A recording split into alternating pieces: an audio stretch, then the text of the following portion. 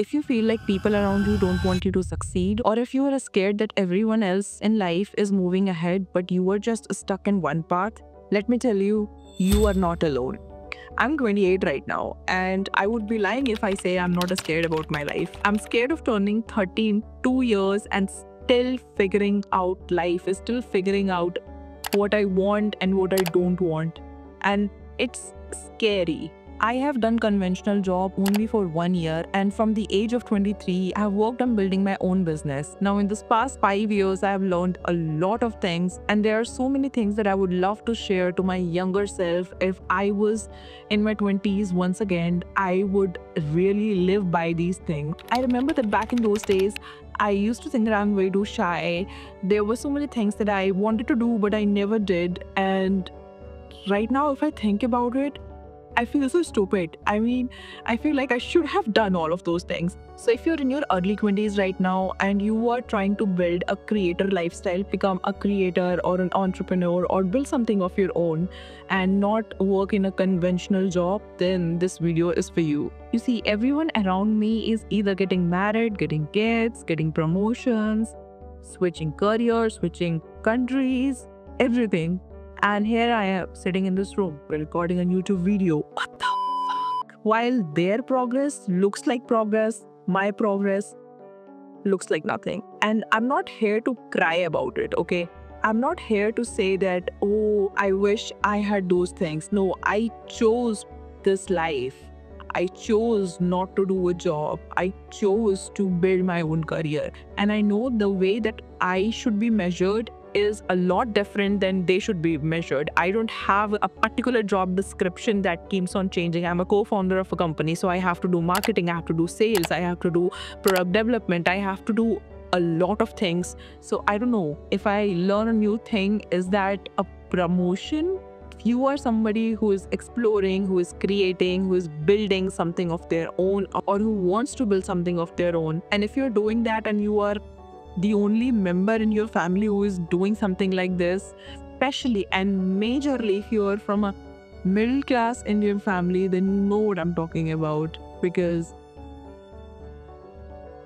it's just that people don't get us. They think that we are too stupid for dreaming so big, but we are not. So if you're watching this and you are in your early 20s, or even if you are in your late 20s like me and you're still figuring out life, I want to share 5 things I wish I could tell my younger self. Now, these are not Pinterest quotes, but these are the things that I have lived. Lesson number 1. Know when you can't talk versus when you shouldn't talk. There is a big difference between I can't talk and I don't want to talk.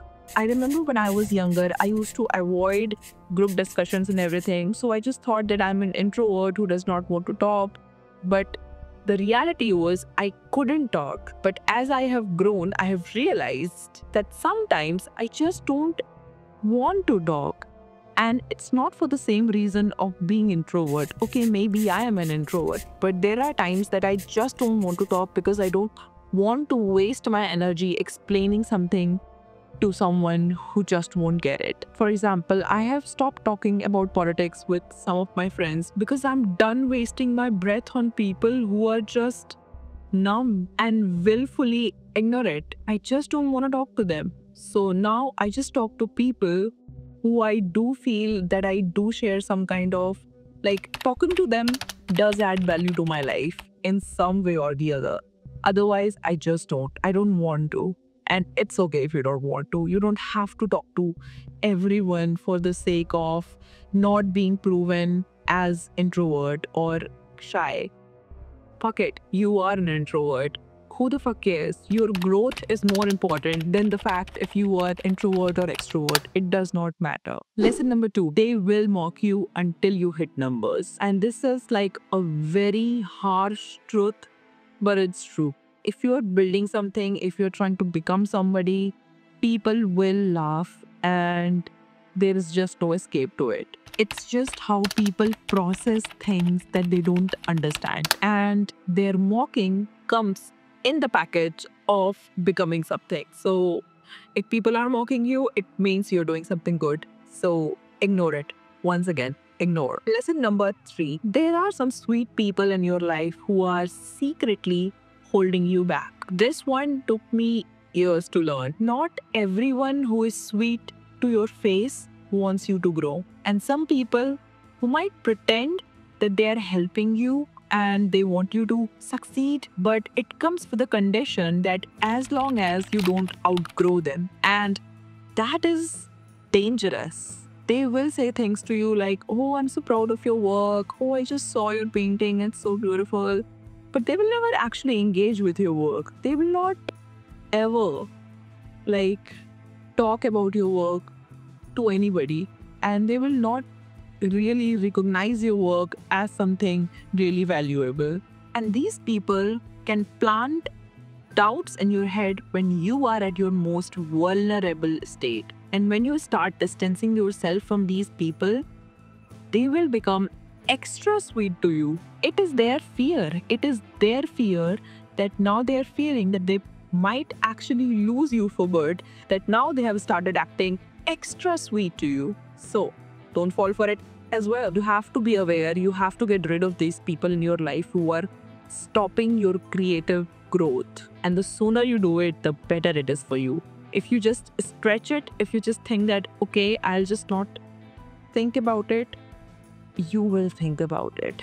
Lesson number 4. Your ideas deserve a chance. Work on your ideas even if everyone around you thinks that it's a stupid idea. It's your idea and only you are the one who can execute it. And don't be surprised if you don't work on them and like months later you find that same exact idea on a reel.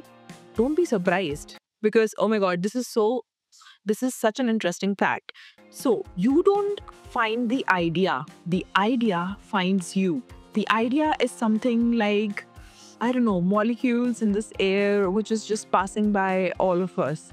And there are certain ideas that go through us. Now, whether we execute them or not is up to us. The idea's time to be executed has come, so that idea will also go to somebody else's head, and parallelly there would be like a group of people working on the same exact idea. And it's such an interesting thing that happens. So I know that I have so many ideas that I thought about and never executed, and like a month later or so I saw the same exact thing being executed on the reel, and I was like, oh shit, why did I not do it? So you have to work on your ideas, and if you cannot work on them right now, at least write them down so that it is kept safely, and you have to visit it time and again and see if you can make any kind of progress in that idea. And our final lesson number 5, follow the people you want to become.